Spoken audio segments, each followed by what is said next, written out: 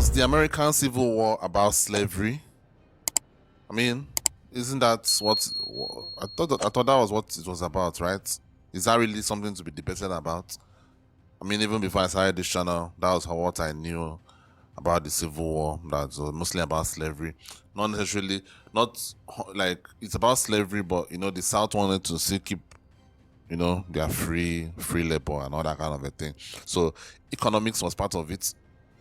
Normally, just as everything in the world is always usually has economic ramifications to it. This video stumbled on my timeline, so I said let me check it out. So guys, let's get right into it. Was the American Civil War fought because of slavery? More than 150 years later, this remains a controversial question. Why? Because Really? many people don't want to believe that the citizens of the southern states were willing to fight and die to preserve a morally repugnant institution. There has to be another reason, we are told. Well, there isn't. The evidence is clear and overwhelming. Slavery was, by a wide... Wait. I'm actually shocked this was actually something that was debated. And I pride myself as someone that follows American culture vividly. Like, I've been following American culture for the past 10 years or so. I don't know most things about the US, obviously, but I've been following the culture to an extent. And I would feel like I should have heard about this debate. I've never heard of it. Like, is this really something that is being denied? It has to be maybe a very small subsection of people that are doing that feel this way. Maybe, I don't know, like that's ridiculous. Well, there isn't. The evidence is clear and overwhelming. Slavery was, by a wide margin, the single most important cause of the Civil War for both sides. Like I said, economic differences. So, those things. Okay, I see these other things, states' rights, Southern secession, but all those things still come down to the fact that the South didn't feel like they wanted to lose their free labor. So you could talk about economic issues, but it still comes down to the fact that it's slavery at the end of the day that it was about everything. Like if slavery was not okay, let's just put it like this. If slavery were to end abruptly, then would the war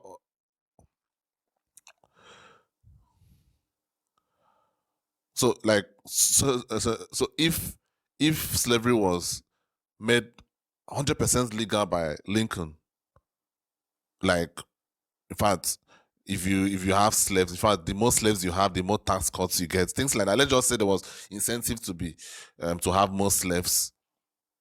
I don't think the American Civil War would have been fought. So it's obviously because of slavery. I'm actually sure this was actually something that was debated. Before the presidential election of 1860, a South Carolina newspaper warned that the issue before the country was the extinction of slavery, and called on all who were not prepared to surrender the institution to act. Shortly after Abraham Lincoln's victory, they did. The secession documents of every Southern state made clear, crystal clear, that they were leaving the Union in order to protect their peculiar institution of slavery, a phrase that at the time meant the thing special to them. The vote to secede was 169-0 in South Carolina, Wow. 166-7 in Texas, 84-15 in Mississippi. In no Southern state was the vote close. Alexander Stephens of Georgia, the Confederacy's vice president, clearly articulated the views of the South in March 1861. Our new government, he said, was founded on slavery. Its foundations are laid. Its cornerstone rests upon the great truth that the Negro is not equal to the white man, that slavery, submission to the superior race, is his natural and normal condition. Damn! Wow. That's smart. The thing is, actually, I've always had this feeling. I know, like, most of the things in this world, most of it is because of money, And I've always felt like the slave trade, for the most part, was about money, was about having free labor. Like at the end of the day, most corporations don't like paying their workers. Like they don't like it. So if there was a way to make people to work for free, they would.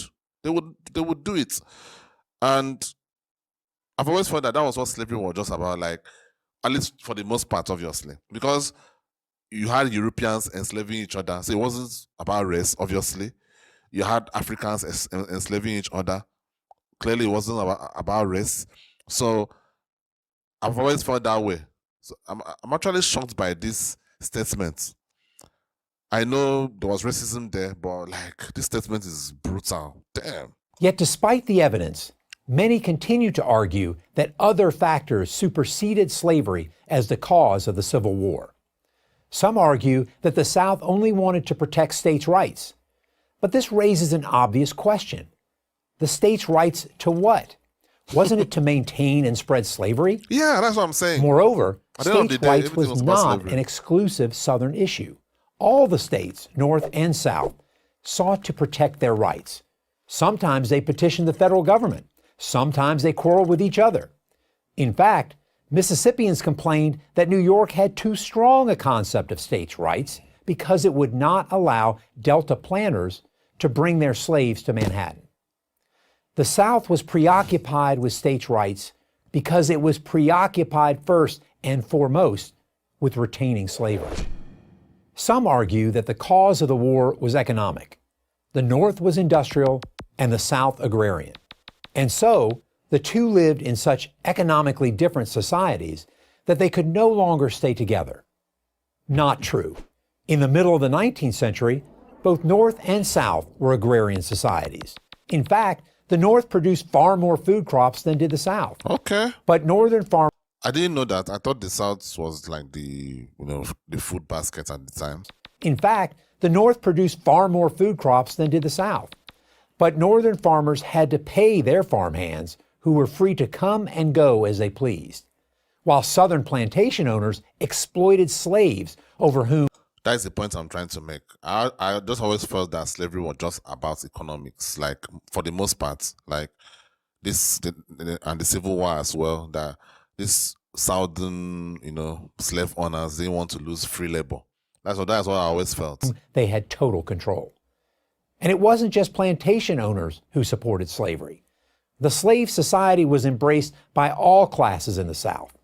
The rich had multiple motivations for wanting to maintain slavery. But so did the poor, non-slaveholding whites. The peculiar institution ensured that they did not fall to the bottom rung of the social ladder. That's why another argument that the Civil War couldn't have been about slavery because so few people owned slaves has little merit. True. True. I can see where some people may try to use these arguments. I can see it. They could say, well, very few people had slaves. Most of us were just normal people at the end of the day. I could see where that argument could come from, but this totally explains it. Finally, many have argued that President Abraham Lincoln fought the war to keep the Union together, not to end slavery. That was true at the outset of the war, but he did so with the clear knowledge that keeping the Union together meant either spreading slavery to all the states, an unacceptable solution, or vanquishing it altogether. In a famous campaign speech in 1858, Lincoln said, "A house divided against itself cannot stand." What was it that divided the country?